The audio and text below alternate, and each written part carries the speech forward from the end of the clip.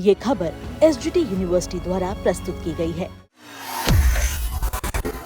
दुनिया में petrol diesel इतना ज्यादा महंगा हो गया है, पहले से कई गुना ज्यादा कीमतें बढ़ गई है, तो हम सबका दायित्व है कि पेट्रोल डीजल की खरीद पर जो विदेशी मुद्रा खर्च होती है, पेट्रोल डीजल बचाकर हमें वो मुद्रा भी बचानी है।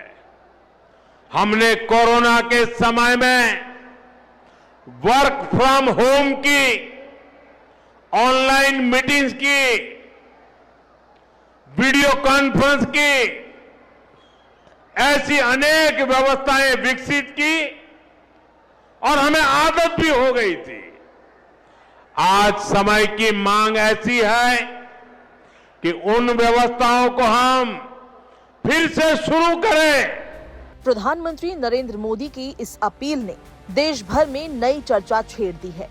वजह है पश्चिम एशिया में बढ़ता युद्ध, जहां अमेरिका, इजराइल और ईरान के बीच तनाव अब सिर्फ सीमाओं तक सीमित नहीं रहा। इसका असर दुनिया की अर्थव्यवस्था पर दिखने लगा है और भारत भी इससे अछूता नहीं है। तेल की कीमतें उछल रही है, सप्लाई चेन पर दबाव बढ़ रहा है, डॉलर के मुकाबले रुपया कमजोर हो रहा है और अब खबरें हैं कि केंद्र सरकार कई आपातकालीन विकल्पों पर मंथन कर रही है। सवाल सिर्फ इतना नहीं कि पेट्रोल डीजल महंगा होगा या नहीं, बल्कि सवाल ये है कि आने वाले दिनों में आम आदमी की जेब पर एक और बड़ा बोझ पड़ने वाला है। ब्लूमबर्ग की रिपोर्ट के मुताबिक सरकार विदेशी मुद्रा भंडार को सुरक्षित रखने और बढ़ते आर्थिक दबाव को नियंत्रित करने के लिए कई बड़े कदमों पर विचार कर रही है। इनमें पेट्रोल डीजल की कीमतों में बढ़ोतरी, सोने के आयात पर नियंत्रण और गैर जरूरी इलेक्ट्रॉनिक सामान की खरीद सीमित करने जैसे विकल्प शामिल बताए जा रहे हैं।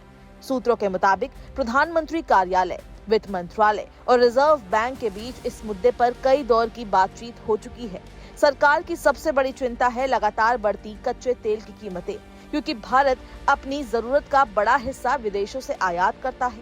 जैसे जैसे युद्ध गहराता जा रहा है, वैसे वैसे तेल बाजार में अनिश्चितता बढ़ रही है।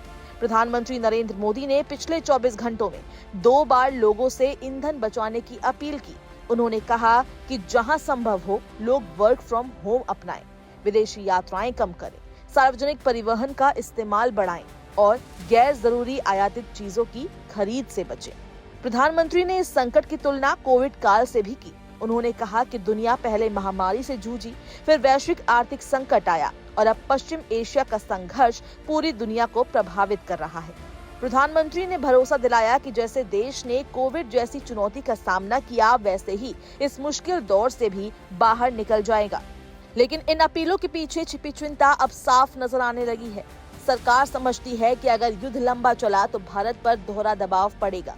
एक तरफ तेल और गैस की कीमतें बढ़ेंगी, दूसरी तरफ विदेशी मुद्रा भंडार पर असर होगा। यही वजह है कि मंत्रालयों में अब ईंधन खपत कम करने को लेकर गंभीर मंथन शुरू हो चुका है। सूत्रों के मुताबिक अलग अलग मंत्रालय ये आंकलन कर रहे हैं कि वे अपने स्तर पर पेट्रोल और डीजल की खपत कैसे कम कर सकते हैं। सरकारी अधिकारियों के लिए कारपूलिंग, मंत्रालयों में इलेक्ट्रिक बसों का इस्तेमाल और कोविड काल की तरह रोस्टर सिस्टम लागू करने पर भी चर्चा चल रही है।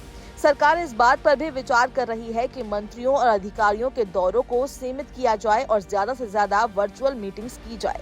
यानी आने वाले दिनों में सरकार खुद अपनी कार्यशैली बदलकर जनता के सामने उदाहरण पेश कर सकती है। इस संकट का असर सिर्फ पेट्रोल पंप तक सीमित नहीं रहेगा। अगर तेल महंगा होता है तो ट्रांसपोर्टेशन महंगा होगा, जिसका सीधा असर रोजमर्रा की चीजों पर पड़ेगा। खाने पीने की वस्तुओं से लेकर इलेक्ट्रॉनिक सामान तक हर सेक्टर प्रभावित हो सकता है।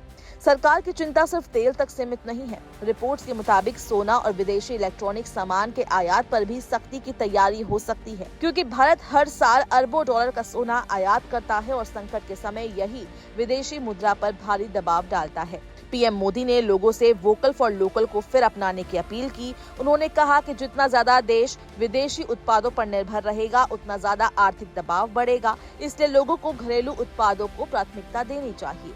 पीएम मोदी ने ये तक कहा कि थीम वेडिंग के लिए विदेश जाने से बेहतर है कि लोग देश में ही शादी करें। विशेषज्ञों का मानना है कि अगर पश्चिम एशिया में हालात और बिगड़े तो आने वाले महीनों में महंगाई एक बार फिर बड़ा मुद्दा बन सकती है। तेल के साथ साथ खाद्य तेल, उर्वरक, गैस और आयातित वस्तुओं की कीमतें भी बढ़ सकती है। भारत फिलहाल स्थिति पर नजर लगातार बनाए हुए है।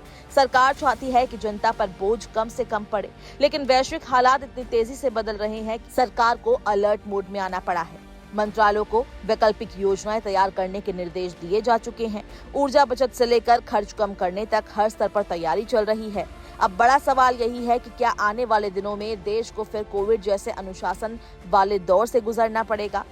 फिलहाल सरकार की तरफ से कोई अंतिम फैसला नहीं आया है, लेकिन संकेत साफ है।